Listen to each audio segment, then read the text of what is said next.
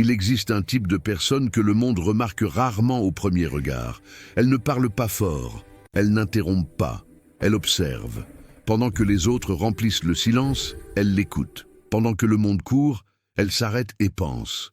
Et sans le savoir, cette personne vit dans une profondeur que la majorité n'atteindra jamais. Freud disait que ce qui n'est pas conscient dirige nos vies. Et chez ceux qui pensent trop profondément, l'inconscient ne dort jamais. Il analyse, il relit, il questionne. Ce n'est pas une simple habitude mentale, c'est une manière d'exister. Penser profondément n'est pas un excès d'intelligence, c'est une sensibilité radicale au réel, une perception accrue de ce qui est invisible aux autres. Et cette profondeur, aussi belle soit-elle, a un prix psychologique que peu comprennent vraiment. Si ce contenu résonne en vous, abonnez-vous à la chaîne et dites-nous dans les commentaires de quel pays et de quelle ville vous nous regardez. Vous n'êtes pas seul dans cette manière de penser. Les personnes qui pensent profondément ne traversent jamais la vie en surface. Leur esprit ne se contente pas de ce qui est dit. Ils cherchent ce qui est sous-entendu. Elles n'entendent pas seulement les mots, mais les silences entre les mots. Elles ne regardent pas seulement les gestes, mais les intentions qui les précèdent. Freud expliquait que l'esprit humain fonctionne par association. Chez les penseurs profonds, ces associations sont constantes, rapides et multiples. Un simple regard peut déclencher une chaîne entière de réflexions. Un souvenir en appelle un autre. Une émotion ouvre une porte vers 10 questions existentielles. Leur esprit est toujours en mouvement, même quand leur corps est immobile. Psychologiquement, cela s'explique par une activité accrue de ce que l'on appelle le réseau du mode par défaut du cerveau. C'est la zone qui s'active lorsque nous réfléchissons, imaginons, nous souvenons ou analysons notre propre existence. Chez les penseurs profonds, ce réseau ne s'éteint presque jamais. Ils vivent dans une introspection permanente. Ils pensent à ce qu'ils ressentent et ressentent ce qu'ils pensent. Cette fusion entre émotion et cognition crée une conscience intense, mais aussi une fatigue invisible. C'est pourquoi ces personnes sont souvent mal comprises.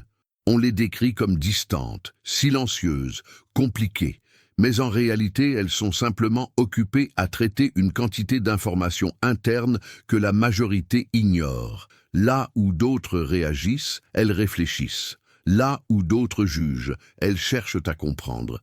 Elles veulent du sens, pas du bruit. Les conversations superficielles les épuisent. Les échanges rapides les frustrent. Elles aspirent à des discussions qui vont au-delà des apparences, qui touchent aux peurs, aux désirs, aux contradictions humaines. Et quand elles ne trouvent pas cette profondeur, elles se replient, non par arrogance, mais par protection. Penser profondément, ce n'est pas seulement réfléchir, c'est ressentir plus fort. Ces personnes perçoivent les nuances émotionnelles que d'autres ne remarquent pas. Un changement subtil de ton, un sourire qui ne touche pas les yeux, une tension dans une pièce. Elles absorbent tout. Freud parlait de la perméabilité psychique. Chez les penseurs profonds, cette perméabilité est élevée. Ils laissent entrer le monde en eux. Et ce monde laisse des traces. C'est pourquoi ils ont souvent besoin de solitude.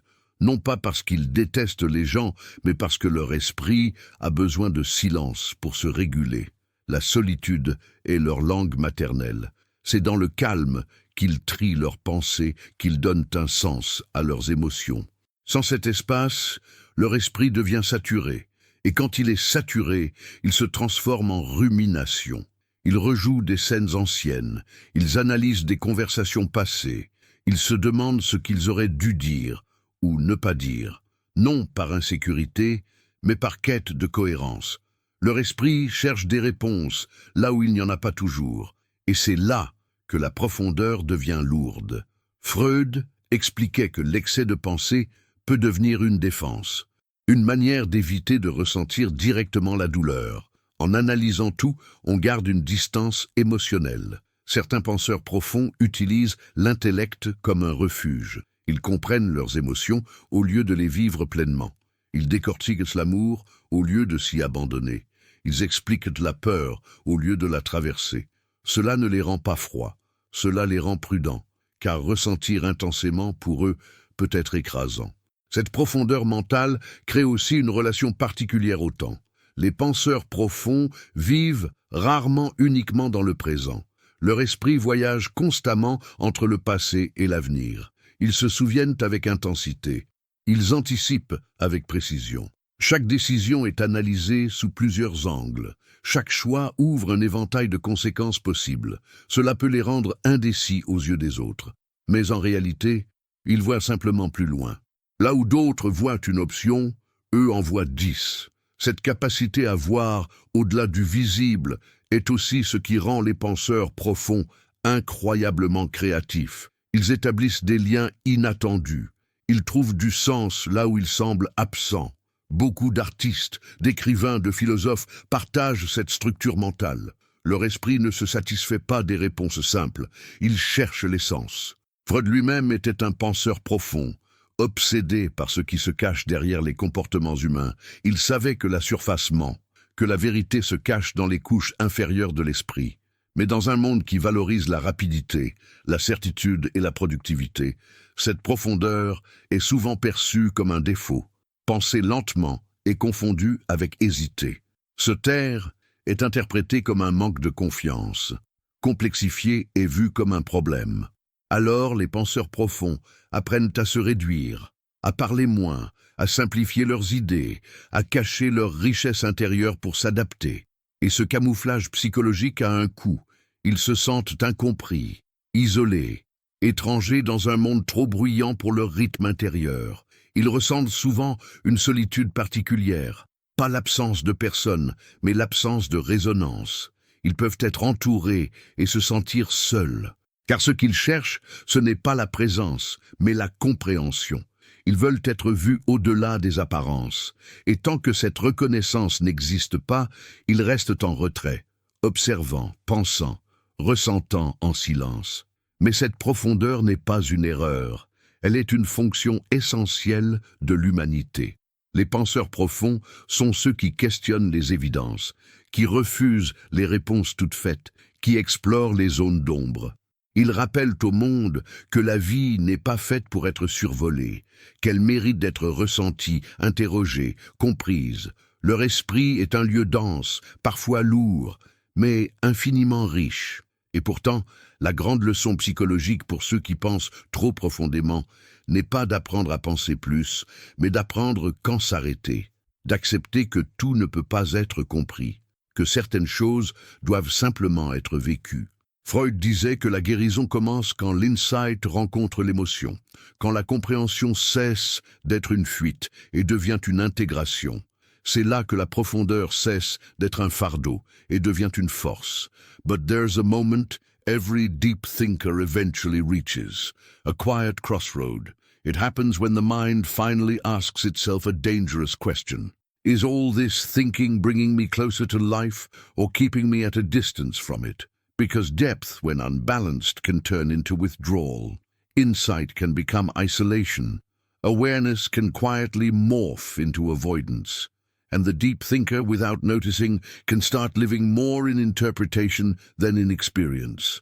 This is where many deep thinkers struggle the most, not with understanding the world, but with participating in it. They observe so carefully that they forget to act. They analyze emotions so deeply that they delay feeling them. They rehearse conversations in their head that never happen. They imagine outcomes instead of stepping into uncertainty. And slowly, life becomes something they watch rather than live. Psychologically, this happens when cognition begins to override embodiment, when the mind becomes dominant and the body is left behind. Deep thinkers are especially prone to this because their sense of safety often lives in understanding. Thinking gives them control. It reduces unpredictability. It creates structure in a chaotic world. But life, by nature, cannot be fully understood before it's lived, and this creates tension. Many deep thinkers grew up learning that observation was safer than expression, that silence was protection, that understanding others was more important than being understood. So they perfected the art of internal processing. They learned to think instead of react, to reflect instead of reveal. And while this skill made them wise, it also taught them to hide. You'll often find deep thinkers saying things like, "I just need more time," or "I'm still figuring it out." But underneath that patience is sometimes fear. Fear of choosing wrong, fear of being misunderstood, fear of acting without certainty, because when you see all sides, committing to one feels like loss, and so they hesitate. There's a concept in psychology called decision paralysis, when too much analysis blocks action. For deep thinkers, this isn't about indecision, it's about responsibility. They feel the weight of consequences more intensely. They imagine ripple effects others don't. So every choice feels heavy. And sometimes the safest choice becomes no choice at all. This is where life quietly passes them by. Opportunities, connections, moments that don't wait for perfect understanding. And later, the deep thinker reflects not on what they did wrong, but on what they never allowed themselves to try. But here's the truth most deep thinkers need to hear. Depth was never meant to replace movement. It was meant to guide it. Thinking deeply isn't about standing still. It's about moving with awareness. Because wisdom without action becomes stagnation. Insight without courage becomes confinement. The healthiest deep thinkers learn something crucial, that not everything meaningful comes from clarity. Some things come from risk, from stepping forward without knowing, from allowing life to teach you what thought alone never can. This is where transformation happens, when the deep thinker stops trying to understand life from the outside and starts participating in it from within, when they realize that presence is not the absence of thought, but the ability to return to the moment after thinking. Many deep thinkers find grounding through creative expression, writing, music, art, movement. These are not distractions, they're bridges, ways to translate inner complexity into lived experience. Because deep thinkers don't need less thought, they need outlets. Others find grounding through service. Helping others turns reflection outward. It gives meaning a direction. When a deep thinker sees their insight ease someone else's pain, the mind finds purpose instead of endless loops. And some learn grounding through relationships, but not surface ones. Relationships that allow silence, that don't demand constant performance. Where thoughtfulness is seen, not rushed. These connections are rare, but they are healing. If you're a deep thinker, you've likely been told at some point that you're too much, or too serious, or overthinking everything. But the truth is, you were never too much. You were just in environments that didn't know what to do with depth. Depth requires space, time, patience. And when those are missing, it feels like a burden instead of a gift. But in the right conditions, deep thinking becomes wisdom. It becomes empathy. It becomes leadership. Because deep thinkers, when grounded, see what others miss. They anticipate consequences. They read emotional undercurrents. They sense shifts before they happen. This makes them exceptional creators, counselors, strategists, and visionaries. They don't just react to the world, they understand it. And that understanding, when paired with action, becomes influence. If you're listening to this and recognizing yourself, here's something important. You don't need to become less deep to survive in this world. You need to become more embodied, more present, more willing to act without perfect certainty. Depth doesn't ask you to disappear into thought. It asks you to bring awareness into life, to feel fully, to choose despite ambiguity, to trust that not knowing is part of being alive. Because at its highest form, deep thinking isn't about control. It's about acceptance. Accepting complexity, accepting imperfection, accepting that meaning is lived, not solved. And maybe that's the final paradox. The deeper you think, the more you eventually realize that peace doesn't come from answers. It comes from presence, from allowing life to be experienced, not just understood. So if your mind feels heavy, don't silence it. Anchor it. Let it serve you, not imprison you. Let thought illuminate the path, but let your feet walk it. Because depth was never meant to isolate you. It was meant to connect you more honestly to life, to others, and to yourself. And when a deep thinker learns that balance, They stop drowning in thought and start moving through life with quiet power. Not loud, not rushed, but rooted, clear, and deeply alive.